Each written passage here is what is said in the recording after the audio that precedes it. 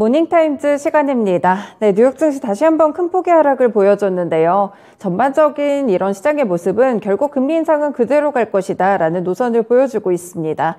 단기적인 반등은 너무나 짧게 끝나버렸고요. 다시 한번 저점이 좀 어디일지 걱정하게 되는 그런 시기에 이르렀습니다. 이번 주에는 가장 중요한 인플레이션 지표인 소비자 물가지수 CPI 발표를 좀 앞두고 있고요. 10월도 벌써 중순에 좀 가까워졌는데 어떤 전략들이 필요한지 알아보겠습니다. 토마토 투자클럽의 최원재 전문가님 함께합니다. 전문가님 안녕하세요. 안녕하십니까. 네, 뉴욕 증시 저희 국내 증시 쉬어가는 동안 좀 상당히 안 좋았던 것 같거든요. 어떤 특징들이 있었는지 짚어주세요. 네, 미국 증시 CPI 발표와 3분기 실적 발표를 앞두고 하락으로 마감을 했는데요. 다우가 0.3% 하락, 나스닥이 1% 하락, S&P 500이 0.7% 하락했습니다. 강세 종목을 보면은 넷플릭스가 2.3% 상승했고요. 그다음에 노바백스가 9% 급등, 모더나가 3.4% 상승했고, 그다음에 버바이오 테크놀로지가 3.2% 상승, 그다음에 리튬 관련주인 엘버말이 2% 상승, 히토류 관련주인 MP 머티리얼즈가 역시 2% 상승했습니다. 그다음에 철강 회사인 뉴코가 2.6% 상승했고요. 머크가 3.3% 상승했는데요. 구겐하임 측에서는 투자 의견을 매수로 상향 조정하고 목표 주가를 104달러를 제시를 했습니다. 그 이유는 핵심 의약품인 가다실과 케이트루다의 매출 증가와 그다음에 폐동맥 고혈압 치료제인 스텔라의 임상 3상이 긍정적이다라고 얘기를 하고 있습니다. 그다음에 브레이너드 연준 부의장은 통화 정책은 한동안 제약적일 것이다라고 얘기를 하고 있고 인플레이션 둔화에는 시간이 걸릴 것이다라고 얘기를 하고 있습니다. 지금 총생산이 올해 감소하고 있어가지고 정책 긴축이 어느 정도 효과를 보고 있음을 시사한다고 얘기를 하고 있습니다. 시카고 연은총재는 내년 금리가 4.5% 약간 넘을 것이다라고 얘기를 하고 있는데요. 한동안 높은 수준을 유지할 것으로 예상한다라고 얘기를 하고 있습니다. 하지만 금리 인상 속도가 너무 빨라서 그에 따른 비용이 너무 클 수 있다고 우려를 표시하고 있고요. 지금 미국 경제 연차 극복하면 좋겠지만 그 길은 좁다고 언급을 하고 있습니다. 그다음에 JP모건 CEO는 내년 중반까지 미국하고 세계 경제는 침체에 빠질 가능성이 높다라고 얘기를 하고 있는데요. 그리고 S&P 500이 지금보다 추가로 20% 더 하락할 수 있다라고 얘기를 하고 있습니다. 20% 더 추가 하락하면은 지금 여태까지 하락했던 것보다 더 고통스러울 것이다라고 얘기를 하고 있습니다. 그리고 인플레이션은 지금 그 이유는 지금 금리 인상, 인플레이션, 그다음에 양적 완화, 우크라이나 사태 등으로 지금 세계 경제가 침체에 빠질 것이다라고 얘기를 하고 있습니다. 그다음에 골드만삭스 측에서는 지금 개미 투자자들이 항복 직전이다라고 얘기를 하고 있는데요. 지금 주식 처분하고 현금을 확보하고 있다라고 얘기를 하고 있고요. 그에 따라서 바닥에 가까워지고 있다는 신호다라고 얘기를 하고 있습니다. UBS 측에서는 지금 증시 변동성 확대가 우려된다라고 얘기를 하고 있고 아직 시장 바닥 아니다라고 얘기를 하고 있는데요. 연준이 금리 인상 중단 전까지 추가 하락세는 이어질 것이다라고 얘기를 하고 있고 단기 전망은 우울하지만 장기적 전망은 밸류에이션이 낮아진 만큼 낙관한다라고 얘기를 하고 있습니다. 네, 이렇게 좀 여러 가지 지표들과 더불어서 해석들이 좀 나오고 있습니다. 일단 전문가님이 좀 단기 반등이 어쩌면 짧게 끝나지 않을까 이렇게 예상을 좀 해주셨는데 정말 짧아도 너무 짧았던 것 같아가지고 네. 국내 시장을 쉬는 것까지 이틀간 하락폭이 좀 많이 컸는데 어떤 이유가 좀 구체적으로 있었을까요? 일단은 고용보고서가 나왔는데 네. 고용 증가는 일단 컨센서스에 어느 정도 일치하는 걸로 부합하는 걸로서 나왔지만 실업률이 3.7에서 3.5% 떨어지면서 계속적인 금리 인상을 할 것으로 피벗의 전환은 없는 것으로 봐가지고 우리 쉬는 동안에 큰 폭으로 하락했고 어제도 이제 추가적으로 하락했습니다. 네, 그렇군요. 결국에는 피벗에 대한 기대감이 이제 시장에서 완전히 좀 사라져가는 모양입니다. 연준 인사들의 발언이 좀 계속해서 매파적으로 나오는데 기존과 비슷한 수준인가요? 그렇죠. 계속적으로 변화는 없어요. 한동안 통화 정책을 금리 인상한 후에 계속적으로 금리를 유지해야 한다라는 입장이고요. 결국엔 인플레 떨어져야지 어느 정도는 뭐 금리 인하라든가 뭐 그런 것이 좀 있을 것으로 좀 보고 있습니다. 그런데 지금 연준 인사들도 딱히 뭐 인플레이션이 크게 둔화될 거라고 보고 있지는 않은가 봐요. 그렇죠. 뭐 전부 다 이제 시간이 걸릴 것이다라고 얘기를 하고 있습니다. 우리가 이제 그 동안에 이제 얘기했던 거하고 이제 거의 다 뭐 일치한다 그렇게 봐야 될 것입니다. 결국에는 오는 13일에 이제 발표되는 CPI가 상당히 좀 중요할 것 같은데 네. 이번에 좀 어떻게 예상하세요? 컨센서스는 이미 나왔지요. 네. 지금 헤드라인 CPI 같은 경우에는 8.1%, 전월에는 8.3%였는데 소폭 떨어질 것으로 보고 있고 그런 CPI 같은 경우에는 지금 6.5%, 전월에 지금 6.3%였나요? 6.1%였나요? 그거보다는 더 높을 것이다라고 보고 있고 전월 대비로도 그런 CPI는 더 증가할 것으로 보고 있습니다. 그러면은 이번에 CPI 발표 이후에 시장이 더 추가적으로 흔들릴 가능성도 있나요? 지금 일정 부분 지금 이미 반영을 좀 하고 있는 것 같아요, 미리. 네. 그래서 실질적으로 어떤 뭐 크게 뭐 어떻게 보면은 충격이 뭐 많이는 나오지 않지 않을까 그렇게 보고 있어요. 그렇군요. 일단 오는 13일에 CPI 발표가 있기 때문에 중요하게 좀 체크를 해보시면 되겠고요. 저희도 함께 좀 분석을 해드리겠습니다. 월가 황제라고 불리는 제이미 다이먼이 또 굉장히 센 경고를 했어요. S&P 500 3000선 아래쪽을 좀 전망을 했던 것 같은데 어떻게 현실성이 좀 있는 얘기인가요? 뭐 지금 상태로라면은 현실성은 있다. 이게 하지만 저는 올해보다는 결국에는 네. 내년 정도에는 이 정도 선은 저도 뭐 가능하지는 않을까 그렇게는 보고 있고 계속적으로 침체 위험을 지금 경고하고 있는 것으로 보고 있어요. 뭐 지금 결국에는 연준의 정책이 늦었지만은 네.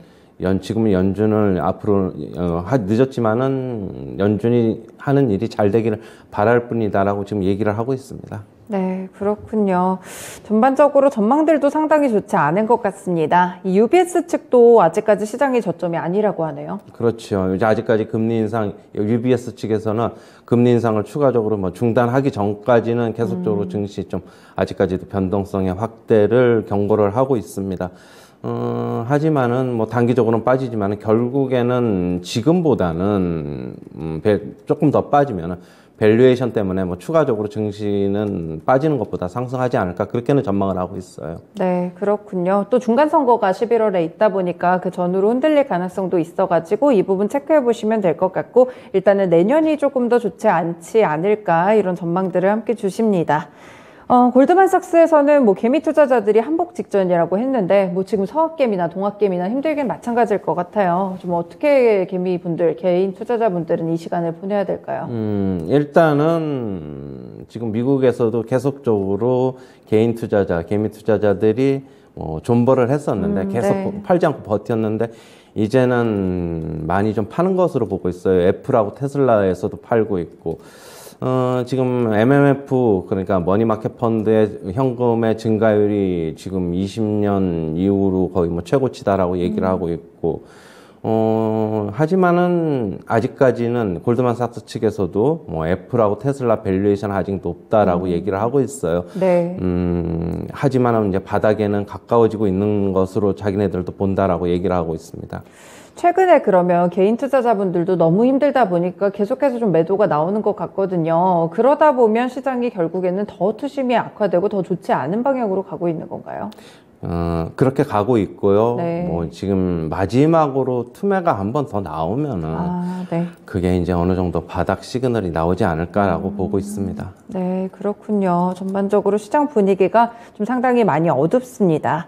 일단 러시아가 뭐 우크라이나 수도를 포함해서 미사일 공습까지 했다는 얘기가 이제 주말 중에 또 있었는데 이런 요인들은 시장에 또 어떻게 영향을 줄까요? 일단은 뭐 지금 핵의 위험성이 조금 증가하고 있는 것으로 보고 있어요. 네. 일단은 뭐 지금 이게 뭐 제가 뭐 전쟁 전문가는 아닌데 뭐 네네. 핵을 쓸지 안 쓸지는 솔직히 모를라요. 그렇죠. 네. 모르겠는데 만약에 핵을 쓰게 되면은 뭐 증시는 추가적으로 또 한 차례 더 충격을 받지 않을까 그렇게 보고 있고 네. 일단 뭐 안 쓰기를 바라야 되겠죠. 그렇죠. 뭐 아니면은 뭐 조금 전쟁이 빨리 끝나던가 뭐 좀 그래야 될 것으로 보고 있습니다.